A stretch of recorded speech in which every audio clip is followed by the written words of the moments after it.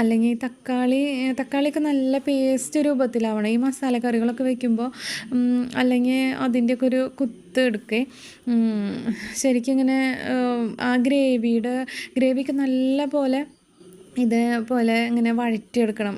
എന്നാലേ നമ്മൾ കറക്റ്റ് ആ ടേസ്റ്റ് ഇങ്ങോട്ട് കിട്ടുള്ളൂ. എനിക്ക് അതാണ് കേട്ടോ ഇഷ്ടം. അപ്പോൾ തക്കാളിയൊക്കെ കുറേ നേരം എടുത്ത് വഴറ്റി.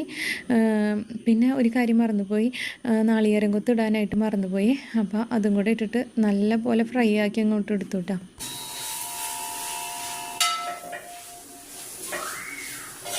ബീഫ് വേവിച്ച വെള്ളം അതിലേക്ക് ഒഴിച്ചു കൊടുത്തേ. അതൊന്ന് ചെറുതായിട്ടൊന്ന് ഒഴിച്ച് തിളപ്പിച്ച് കുറുക്കിയെടുത്തു കേട്ടോ.